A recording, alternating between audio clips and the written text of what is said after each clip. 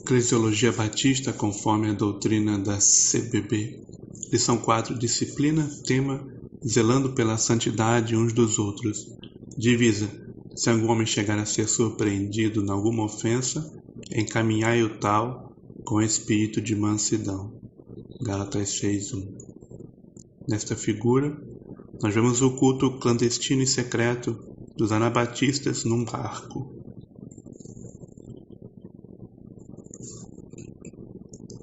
Os anabatistas insistiam que a disciplina, efetivada de acordo com a instrução de Jesus em Mateus 18, de 15 a 18, era uma marca indispensável da igreja verdadeira. Um de seus líderes, menos Simons, declarou, porém, que ela tem propósito corretivo, esperando que os excluídos fiquem apavorados com essa exclusão e assim sejam levados ao arrependimento, para buscar união e paz, e com isso ser libertados perante o Senhor e a sua igreja das ciladas satânicas de suas porfias ou de suas vidas perversas. Os 3 estágios de administração fraternal, ordenados em Mateus 18, eram seguidos pacientemente antes que o ato severo da exclusão fosse concretizado. Ademais, pelo menos em teoria, a exclusão formal era somente uma confirmação social de uma separação de Cristo que já havia ocorrido no coração do membro impenitente. Ninguém é excomungado ou expulso por nós da comunhão dos irmãos, senão aqueles que já se separaram e se excluíram da comunhão de Cristo, seja por doutrina falsa, seja mediante conduta inadequada. Pois não queremos excluir ninguém, mas sim receber, não amputar, mas sim curar, não abandonar, mas sim trazer de volta, não angustiar, mas sim consolar, não condenar, mas sim salvar. O que é a disciplina da igreja? É um dever bíblico de promoção da santificação dos cristãos. As igrejas neotestamentárias praticam a disciplina e se regem em todas as questões espirituais e doutrinárias exclusivamente pelas palavras de Deus sob a orientação do Espírito Santo. Às igrejas cabe cuidar do doutrinamento adequado dos crentes, visando a sua formação e desenvolvimento espiritual, moral e eclesiástico. Declaração doutrinária da CBB, artigos 8 e 14. A Igreja é uma fraternidade de crentes em Cristo, que voluntariamente se uniram para a disciplina mútua. Embora não se admita a coação no terreno religioso, o cristão não tem a liberdade de ser neutro em questões de consciência e convicção. A Igreja e o cristão individualmente têm a obrigação de opor-se ao mal. Tal crítica visará ao desenvolvimento a maturidade cristã. Princípios batistas da CBB, artigos 4.1, 2.2, 4.6 e 5.9. Comprometemo-nos a, auxiliados pelo Espírito Santo, andar sempre unidos no amor cristão, trabalhar para que esta igreja cresça na santidade, no conforto mútuo e na espiritualidade, manter sua disciplina, evitar e condenar todos os vícios, evitar a detração, a difamação e a ira, sempre em tudo visando a expansão do reino do nosso Salvador. Além disso, comprometemo-nos a ter cuidado uns dos outros, cultivar relações francas e a delicadeza no trato, estar prontos a perdoar as ofensas, buscando, quanto possível, a paz com todos os homens. Pacto das Igrejas Batistas.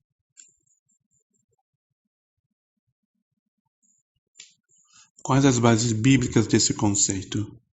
A Bíblia ensina que os cristãos devem, para zelo e incentivo do progresso moral que honra a Deus e faz jus ao nome de Jesus que sobre eles é invocado, exercerem a disciplina educativa e corretiva em toda a instância a que tiverem autoridade. Em primeiro lugar e fundamentalmente, sobre si mesmos. Em segundo lugar, as tarefas que lhes são delegadas por suas posições e vocações em sua família, comunidade, profissão e sociedade, sem usurpar o que é de responsabilidade de outros. A autodisciplina, você vê em 1 Coríntios 11:31, disciplina dos filhos, em Efésios 6:4, disciplina na sociedade, 1 Pedro 2:14. A autoridade de Cristo é que ordena a disciplina, e o Espírito Santo foi dado à Igreja também para guiá-la nessa prática. O texto de Mateus 18:20 onde estiverem 2 ou 3 reunidos em meu nome, aí estou eu no meio deles, fala primeiramente das decisões que 2 ou 3 crentes têm que tomar no nome de Cristo no processo de disciplina, no qual Cristo garante, ele se faz presente. João 20, 22 e 23 também diz, recebei o Espírito Santo. Aqueles a quem perdoardes os pecados lhes são perdoados, e aqueles a quem os retiverdes lhes são retidos. Ou seja, o envio do Espírito Santo está ligado à capacitação e autorização da Igreja para que lide com os pecados das pessoas dentro da vivência do Evangelho.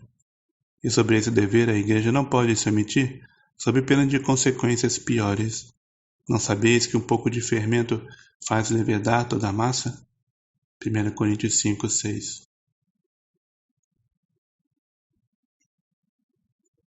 Na comunhão da Igreja, porém, todos são iguais, igualmente sujeitos à exortação e repreensão mútua, motivada pelo amor, conforme lemos em E se não as escutar, diz-o à Igreja, e se também não escutar a Igreja, considera-o como um gentio e publicano, Mateus 18, 14 ao 17. Ou seja, a disciplina é de todos para todos. Todos os crentes devem disciplinar todos os crentes. Em Mateus 18, de 15 a 20, não vemos nenhum tipo de distinção entre os membros, nem em parte alguma do Novo Testamento. A única hierarquia que temos na Igreja é a hierarquia numérica. A opinião de 2 ou 3 irmãos é mais influente que a opinião de um só irmão, e a opinião de toda a Igreja é mais influente que a opinião de 2 ou 3 irmãos. Somos proibidos de difamar nossos irmãos por causa dos seus erros. Irmãos, não faleis mal uns dos outros, Tiago 4:11. Portanto, o tratamento do pecado deverá ser feito com toda a cautela e amor. Irmãos, se algum homem chegar a ser surpreendido em alguma ofensa, vós que sois espirituais, encaminhai o tal com espírito de mansidão, olhando por ti mesmo, para que não sejas também tentado. Levai as cargas uns dos outros, e assim cumprireis a lei de Cristo. Gálatas 6, 1 e 2. A atitude do crente da Igreja na disciplina é de curar, não de julgar. A melhor comparação do trabalho de disciplina não é com o trabalho de um juiz, nem o de um policial ou promotor, ou jurado ou carrasco. O crente que vai disciplinar o outro atua como médico. O médico não julga, apenas se oferece para ajudar. O seu coração deve estar regado de amor pelo irmão. E no processo, conduzido desta forma, fica bem claro para o ofensor que enquanto ele está lutando interiormente contra o pecado, estamos lutando junto com ele. Uma maneira de resumir essa cautela seria sobre o nosso irmão que errou. Não fale dele, fale com ele. Quais as consequências desse conceito? Devemos seguir com literalidade as instruções diretas de Jesus sobre como a Igreja deve lidar com o pecado dos seus membros e exercer o primeiro estágio da disciplina.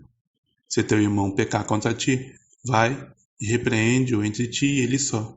Se te ouvir, ganhaste a teu irmão. Mateus 18:15.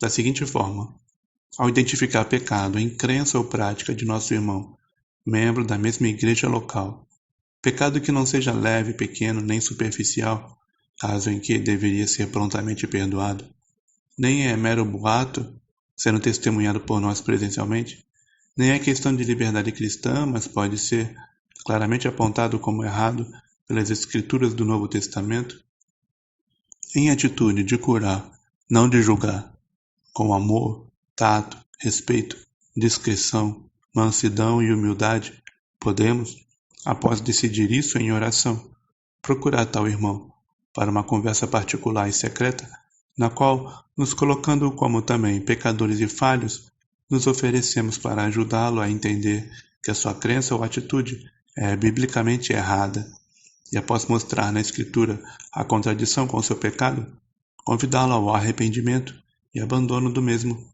estando dispostos também a ouvir sua explicação, podendo insistirmos na continuidade dessas conversas até que ele se arrependa ou se recuse a falar desse assunto. Se ele se arrepender, ganhamos nosso irmão. Se não ouvir-nos, passamos ao segundo estágio.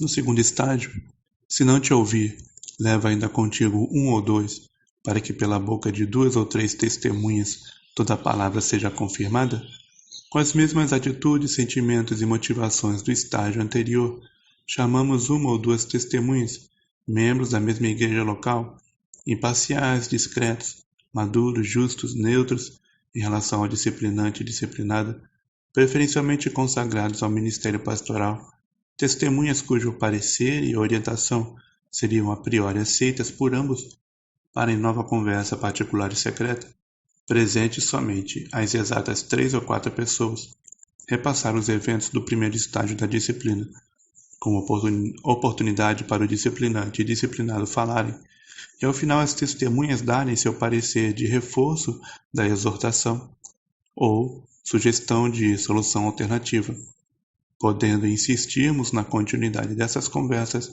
até que ele se arrependa ou se recuse a falar desse assunto. Se ele se arrepender, ganhamos nosso irmão. Se não ouvir-nos, passamos ao terceiro estágio. No terceiro estágio, se não és escutar, diz-o à igreja, Mateus 18 e 17. Com as mesmas atitudes, sentimentos e motivações dos estágios anteriores, propomos, o disciplinante e as testemunhas concordando, convocar a igreja para em nova conversa particular e discreta, presente somente os membros da igreja local, repassar os eventos do primeiro e segundo estágio da disciplina, com oportunidade para disciplinante, disciplinado e testemunhas falarem, e ao final a igreja dar seu parecer de reforço da exortação ou sugestão de solução alternativa, podendo insistir na continuidade dessas reuniões até que o disciplinado se arrependa ou se recuse a falar desse assunto. Se ele se arrepender, ganhamos nosso irmão. Se não ouvir-nos, passamos ao quarto estágio. No quarto estágio, se também não escutar a igreja, considera-o como um gentil e publicano, Mateus 18 e 17, com as mesmas atitudes, sentimentos e motivações dos estágios anteriores, a igreja, tendo entendido haver falta de arrependimento e mudança do disciplinado no assunto extensamente tratado, com oportunidade de ampla defesa do mesmo, recapitulando os eventos dos estágios anteriores, propõe a prova oficialmente e solenemente sua exclusão do rol de membros da igreja, extinguindo todos os seus direitos, privilégios, cargos e deveres de membro. O excluído, porém, não é proibido de meramente assistir os trabalhos públicos da igreja. Deve continuar sendo alvo das orações, visitas e exortações de seus irmãos, até que se arrependa e mude de atitude, o que, se ocorrer, nos levará ao quinto estágio. No quinto estágio, não é a vontade de nosso Pai que está nos céus que um destes pequeninos se perca. Com as mesmas atitudes, sentimentos e motivações dos estágios anteriores, quando a igreja recebe do excluído uma solicitação de reconciliação, e o ministério pastoral ou comissão designada pela igreja para considerar a solicitação, ter entendido haver arrependimento e mudança do disciplinado no assunto pelo qual foi excluído, propõe, discute e aprova oficialmente e solenemente sua readmissão ao rol de membros da igreja e restabelecimento dos seus direitos, privilégios e deveres de membro.